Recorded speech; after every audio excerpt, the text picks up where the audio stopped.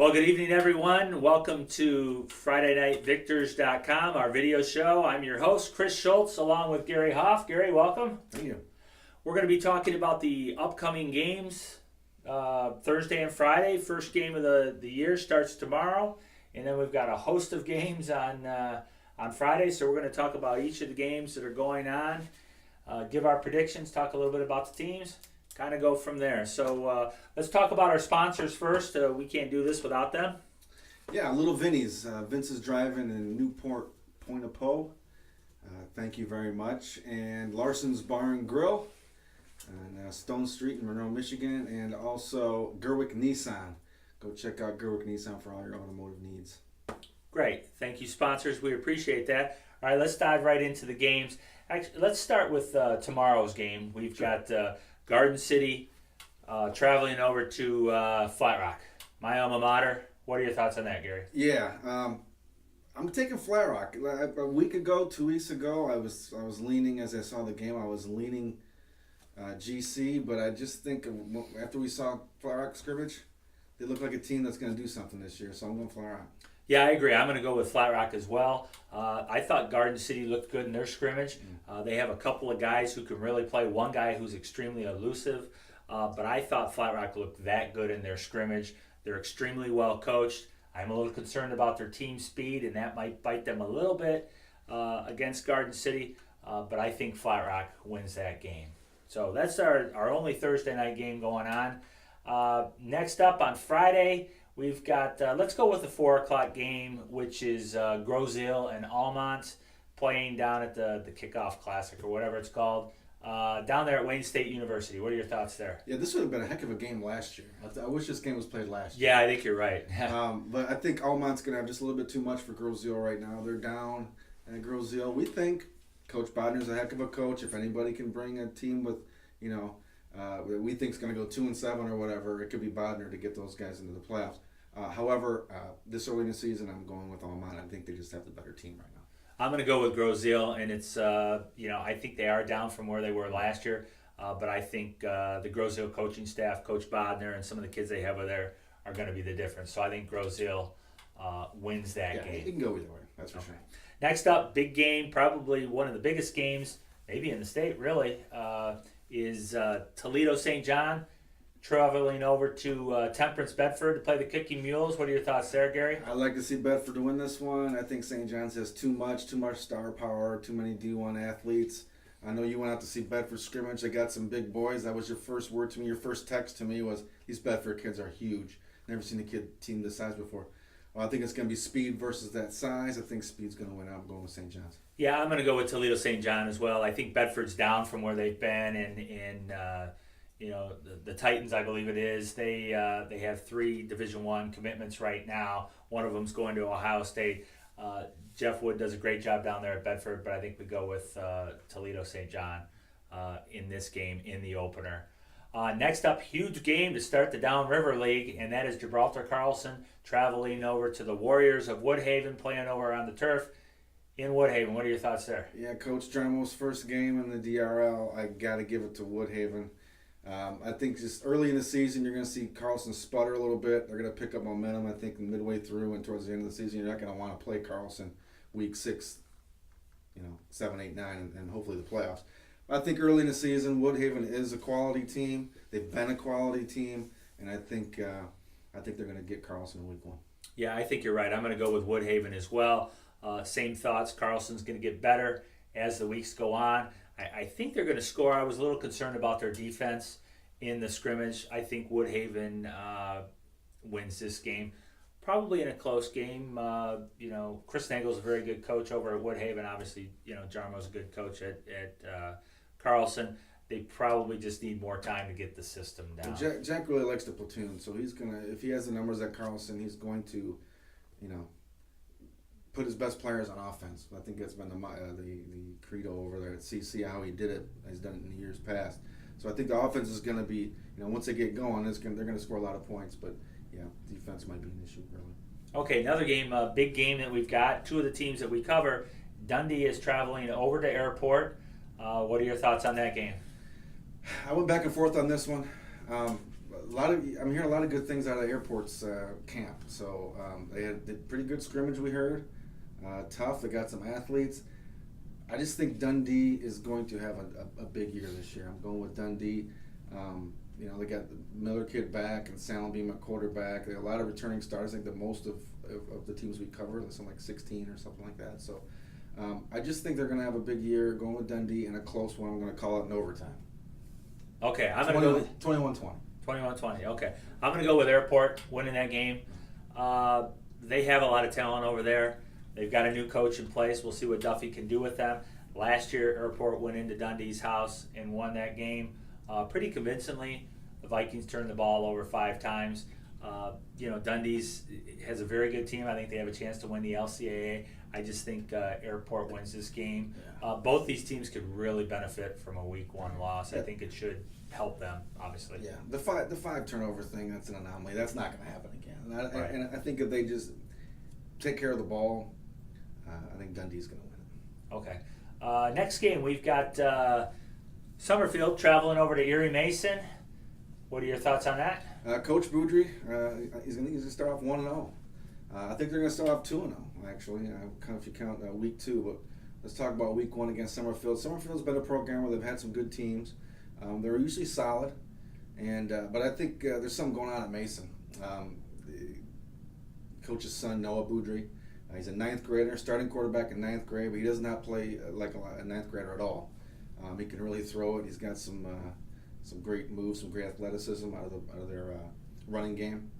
So I think Mason's going to win the first game for Coach Boudry. Okay, and I would agree with you on that. I think Erie Mason gets that win. I saw Summerfield in their scrimmage. Their numbers are down, and they've got one real solid defensive lineman who's getting some college attention. But I don't think this is a vintage Summerfield team. I think Erie Mason can probably get them in week 1. Next up, we've got Plymouth Salem headed over to New Boston Huron. Big game for Coach Tim Spees, his first game down in New Boston. Yeah, I got Huron having a nice year this year. I think this first game, though, is just a little bit too much for them. I think Salem has almost 2,000 students. Huron's around 900, I want to say. Sounds about right. And that's tough. That's tough to handle because they're going to have some big kids. They're going to have more depth than Huron, although Huron does have some depth, especially for the Huron League. I just think Salem's a little bit too much, too early. I got Salem in this one, but it wouldn't surprise me if Huron stays with them. And it wouldn't surprise me at all, but I'm taking Salem. Yeah, I think it's going to be a close game. I'm going to go with Salem as well. Salem hasn't always been a very good program. I believe they were 4-5 last year. They missed out on the playoffs. They've got a very good running back, a solid quarterback who runs the ball, a giant offensive lineman who's getting a lot of recruiting attention. When I say giant, 6'7", 305. You see pictures of him blocking from last year, and it's just, you just don't see that kid's that big in the Huron League. As big as a Mike Furtney is at Milan, this guy's that much bigger than him. So I think Plymouth wins that game. Salem, and they win it in a close game down in New Boston. I think Huron has advantage of that game being on grass as opposed to turf like they have out there on the Plymouth Schools campus that they have over there for the schools. Next up, we've got Jefferson traveling over to Ida. A battle of 2 first-year coaches, and Gene Janelle and Jeff Potter down there at Ida. What are your thoughts there? Yeah, 2 first-year coaches, and both run on the tee, so it's going to be. I think it's going to be low scoring. I don't think the offenses are going to be quite ready yet. The mesh isn't going to be there with the quarterback and the running backs and all that. So I got this a low-scoring affair. Again, tight game. I went back and forth on this one. I'm going to go with Ida. A close affair, 1 point, 2 points, something like that. I'm going to go with the Bears. I think Jefferson wins. A low-scoring game, maybe 14-13, something like that. Get an early season win over Ida, who's a little bit down, maybe a lot of it down from last year. So I think Jefferson wins that game. So next up, we've got Milan. We've got Chelsea traveling over to Milan. This is a big game. 2 very, very good football programs. What are your thoughts here? 2 good programs, 2 good coaches, big great players all over the field. I'm going with Chelsea. They just have, they got things going at Chelsea. Coach Bush over there is just, he's been doing it for a long time. and they're ready for another state championship run this year. I think they went to Ford Field last year and lost to Country Day, I want to say. I'm not sure on that, but it's something like that. They went deep into the playoffs last year, and they have in the past. I'm going with Chelsea. Milan could sneak up on them, but I just think Chelsea's going to be just too darn solid. Yeah, I think this is going to be a really good game. I think it benefits Milan probably playing on the grass. But I think you go with Chelsea as well. I think they're just a little bit better football program at this point. They've probably got a lot more depth. Milan doesn't have a lot of players. We know the players that the Big Reds put on the field are going to be very good. But with that, I think early season, I think Chelsea wins this game. So next game up would be Livonia Churchill traveling down to Monroe High.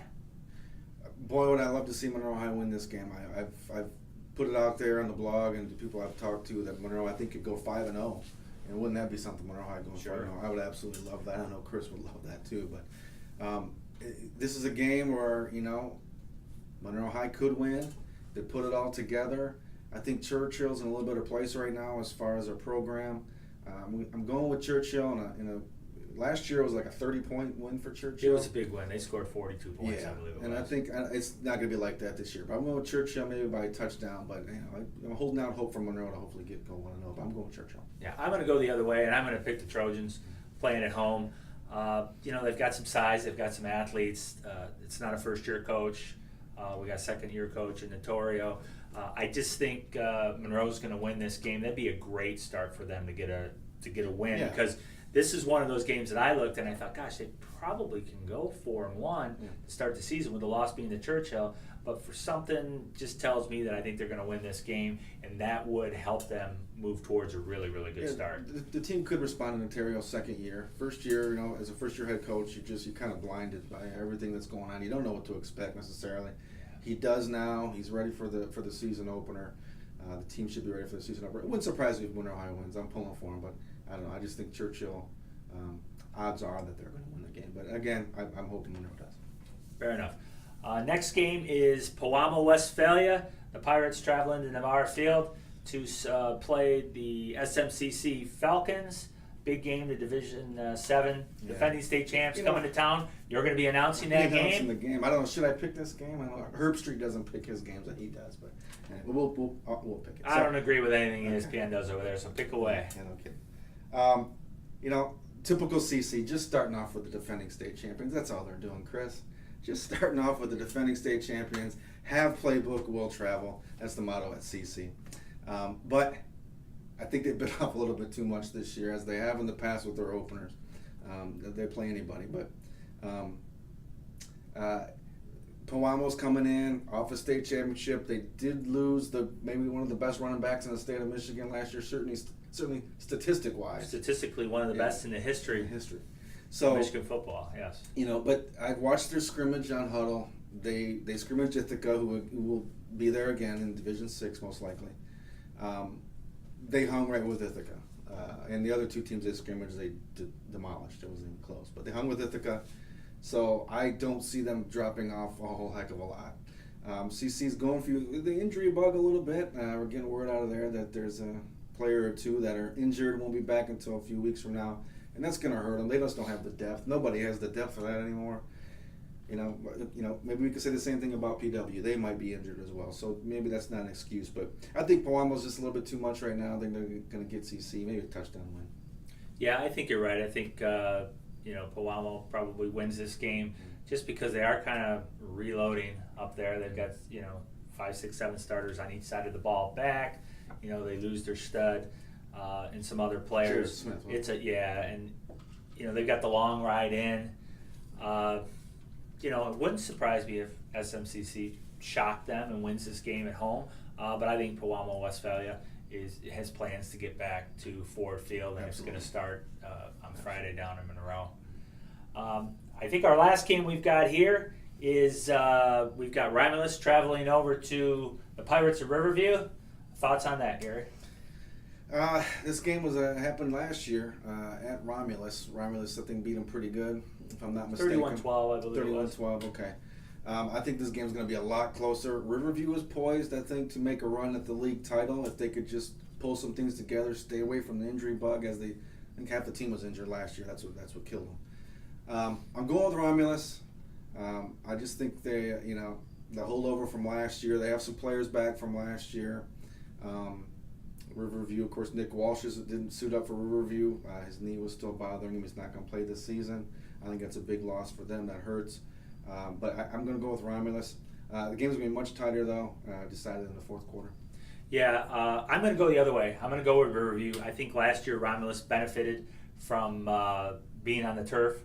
They're going to be on the grass field at Lesnar Stadium. Second year in the T. Experienced coach and Derek McLaughlin, but I think they're going to get more consistency out of their offense. Their timing will be better. Their discipline will be better. Play calling probably gets a little bit better, and I think they'll be able to control the clock, keep their defense off the field, keep the Eagles' high-powered offense off the field, and I think Riverview wins that game. So there we are. I don't think I missed anybody in the grand scheme of things. No. That's all our predictions. Real quick, we do want to touch on what we're going to be doing this year as far as our YouTube show that we have here. We will have a wrap-up of the week's games. It'll be brief. We might not touch on all of them. Everybody will know scores by then anyways. But we'll talk about some games, talk about some stars of the week.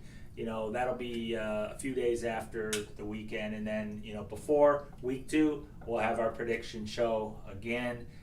We'll certainly have a better feel where teams stand after week 1. And you can only tell so much from scrimmages because you don't have special teams. A lot of times you got 2s on the field, and you think you're playing 1. It's really tough to tell. Without a doubt, some of these teams are going to make us look like we don't know what we're talking about, and that's fine. And a lot of this stuff is just educated guesses, educated in quotation marks. That's for sure. So once again, thanks for joining us.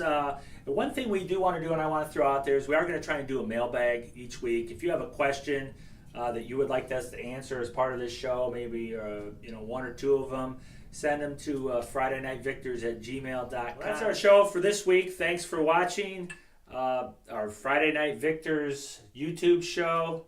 Chris Schultz and Gary Hoff. Yes, thank you one more time to our sponsors. This would not be possible without them. Gerwick Nissan, Larson's Bar and Grill, and Vince's Point of Pole in Newport. Thank you very much. Yeah, thanks again to our sponsors. Thanks for checking out FridayNightVictors.com. We'll see you early next week with our wrap-up show and then our prediction show coming later on in the week next week. Thanks, everybody.